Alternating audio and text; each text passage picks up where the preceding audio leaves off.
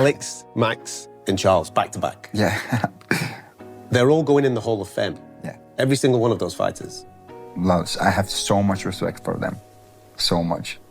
But you stopped them all with a knockout. Yeah. Does that not feel crazy, right? It is. To be honest. Why I would lie you? Like, I don't want to lie you. It is. And now Justin Gaethje. To be able to knock out Walt, Max Holloway, Charles, and Justin, it's just crazy. Like, I respect them like so much. Great athletes. They have done so many great things. Well, look at what Volk's done after you. Bro. Sensational fighter. Everything I can say about them is like respect. Ilia Topuria versus Justin Gaethje. How do you think the fight's gonna go? To be honest, I don't know how Justin Gaethje should fight Ilia Topuria. I will say that just wrestling against Ilia, but Justin Gaethje, he's not wrestling. He's gonna tuck his hand and try to punch like how he does, but that's what Ilia will study him. He will study him and then he will exactly punch right there, you know? I think this fight is perfect for Ilia. Like, just Ilia knocks people out. Like, if he touches you and he knocks you out. Ilia Topuria fighting for the lightweight title against the interim title champion, Justin Gaethje. Mighty Mouse, what do you think? I like that fight. I think it's a great fight. I think after spending a little bit of time with Justin Gaethje at the Celebrity Football, the way he was fighting Patty Pillman, I was kind of confused. It's like, you kept circling his power. Then when you talked to him, he was like, he didn't hit hard. Patty doesn't hit hard. He can't kick. His footwork sucks ass. So yeah, that's why I just kind of went, Yeah. And I was like, oh, okay, well, all right. And then, you know, him fighting Ilia Topuria is probably one of the most technical, sound athletes that I've seen in mixed martial arts, meaning that like his cadence of a rhythm when he boxes, when he hits pads, everything he does is strategic, right? And so it's also surgical. The precision is perfect. There's no telegraph. There's no opening. Yeah. He sets things up. Yeah. The timing is ridiculous. Yep. You know, and then of course combine that with the power that he has. One shot is truly all it takes. I mean, it's the celebration of the 250th birthday of the greatest country on God's green earth, you know, yes, it is. America. And, you know, you'd think that there'd be more American fighters on it from top to bottom. You'd think that there'd maybe be some favorable matches for the American, but to send Gaethje out there to get slaughtered, I mean, Topuria is the best fighter on the planet right now. No one can, I think, dispute that. I mean, he's good. He's very the way good. He's just finishing these guys, Holloway, Volkanovski, and Oliveira.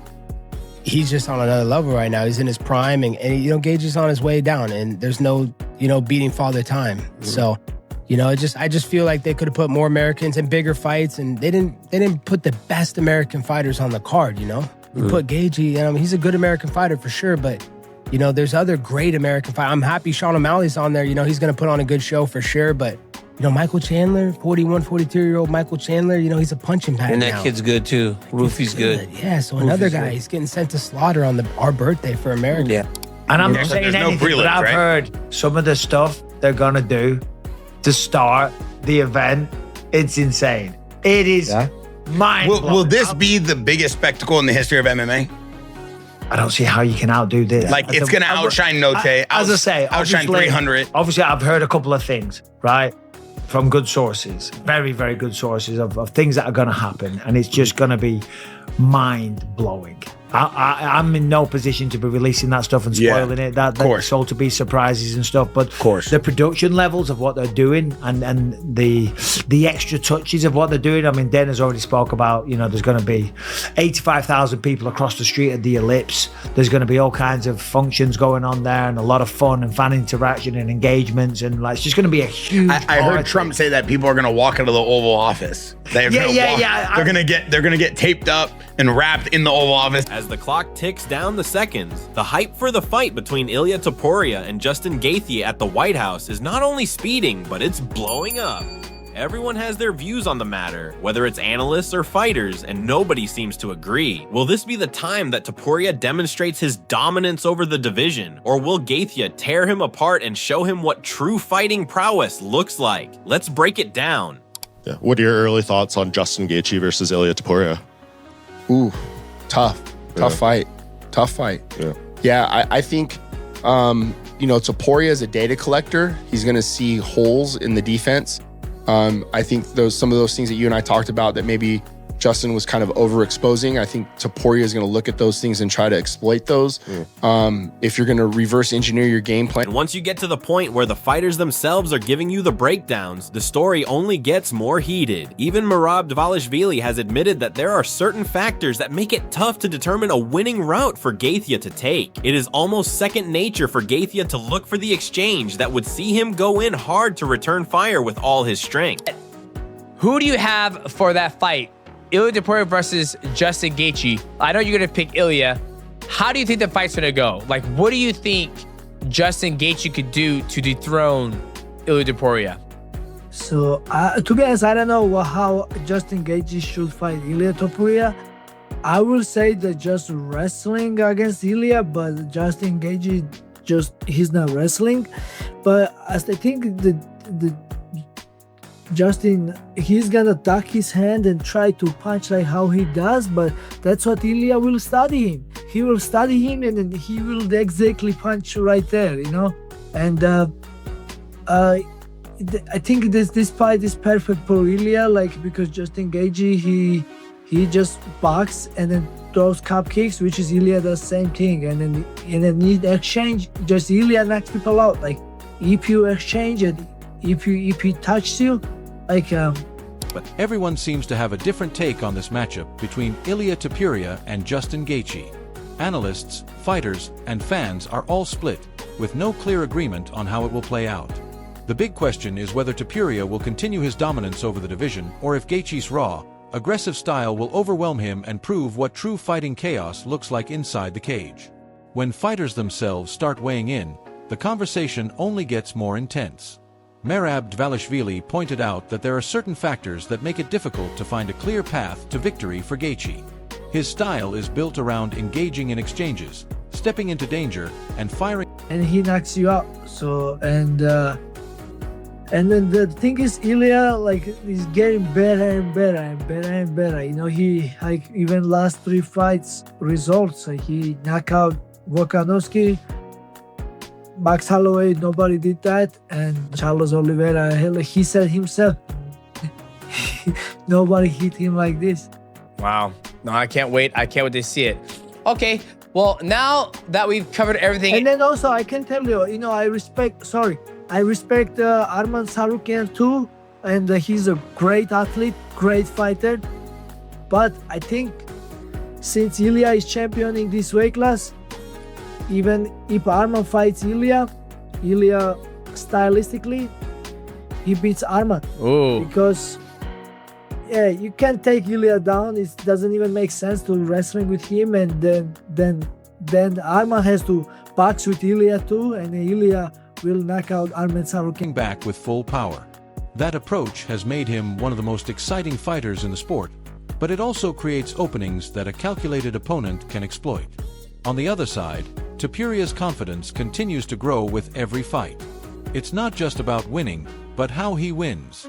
His performances against elite names like Alexander Volkanovski have elevated his reputation, while his skill set has drawn praise across the division. Even fighters like Charles Oliveira have acknowledged his punching. Ilia was to fight Islam. I would like that to be at 170 because I would like the opportunity for champ to be there. My understanding, when Ilia dropped the 45-pound belt, which, by the way, is like a sin at the UFC. You do not walk away from a belt. Even though 3 guys have done it in the last 12 months, it's still something that they don't love to happen. Allegedly, the way that conversation went, that the UFC was also armed with the fact that Islam wanted to do the same thing. And allegedly, in a story that I believe to be true, is that a deal was reached with both of them. You can leave, but then you can't do this again.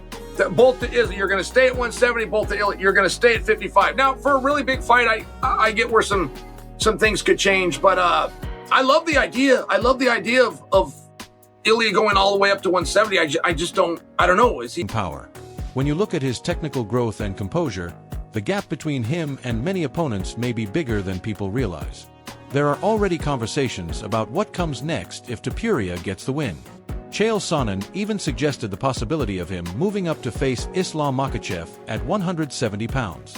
That kind of matchup would test whether Topuria can carry his dominance beyond his division and potentially chase a champ status. It's an ambitious idea, but one that shows how highly people are starting to rate him. At the same time, some believe Topuria's focus should remain on But why is that when you say that you think in your perspective that you don't think Ilia wants to fight Arman? Just, I don't think I think he's looking for legacy fights. Like, he fought, he fought Volkanovski, he fought Max, he fought Charles Oliveira. These are all, big legacy fights.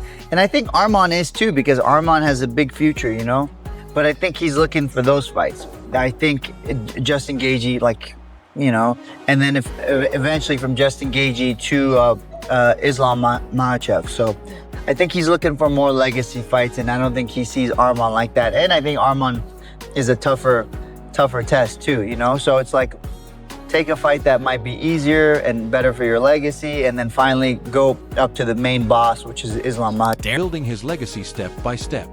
Instead of chasing the toughest stylistic challenges right away, continuing to defeat proven names at the top could naturally lead him to the biggest fights in the sport.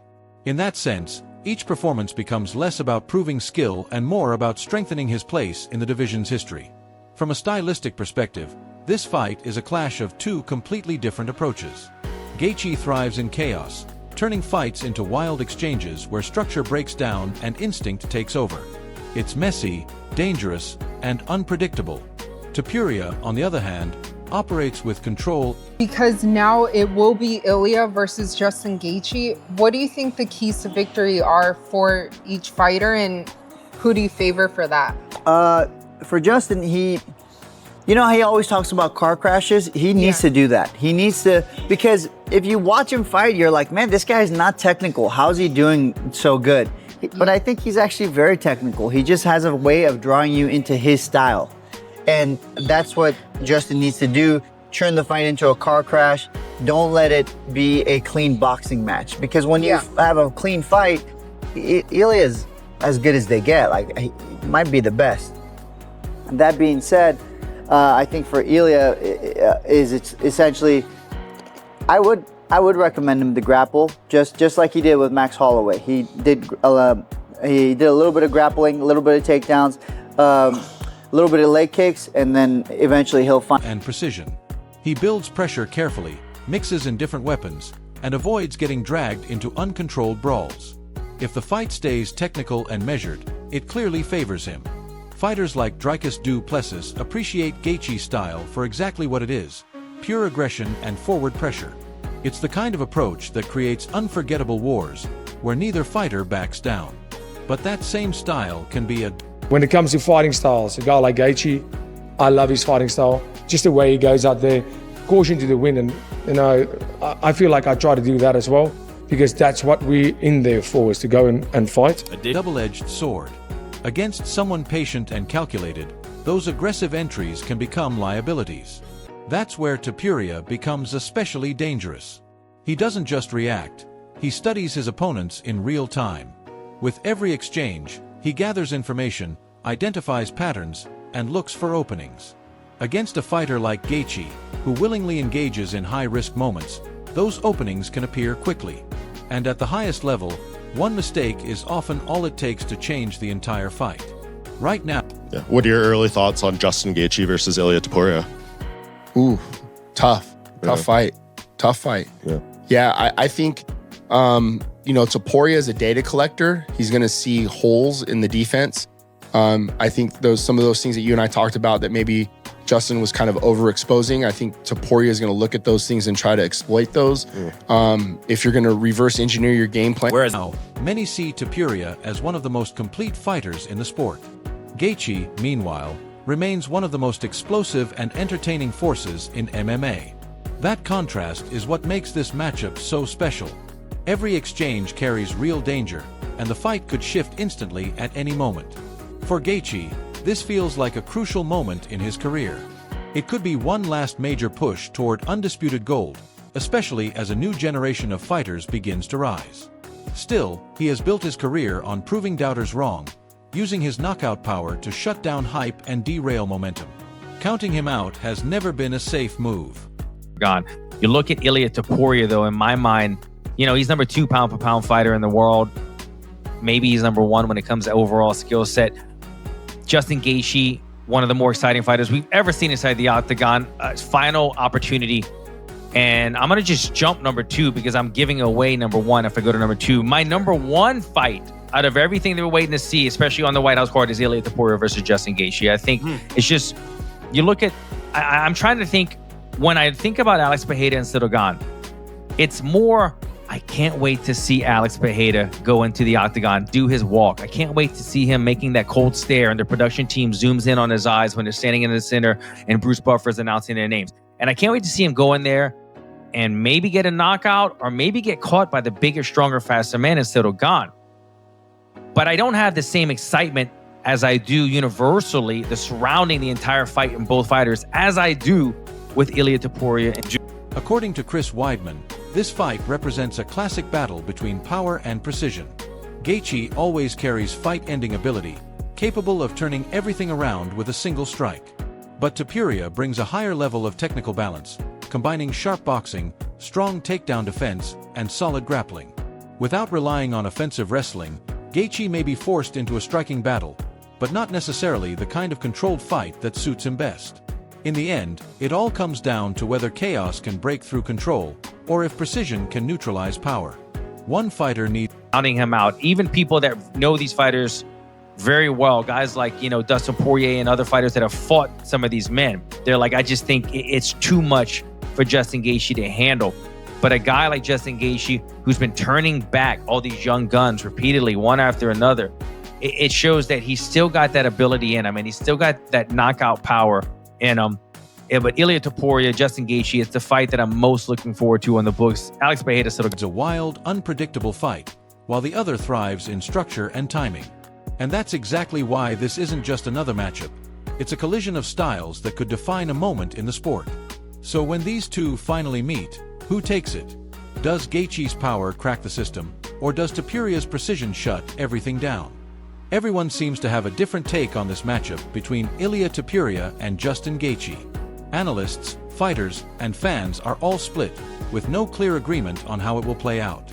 The big question is whether Topuria will continue his dominance over the division, or that's going to be a tough fight, but Gaethje does have the power that could change a fight at any time, and technicality really could go out the window, because there's no question that Ilia is just on a whole different level when it comes to just as far as being a technical fighter, having balance on his feet as a boxer. He's got great takedown defense, very good jiu-jitsu.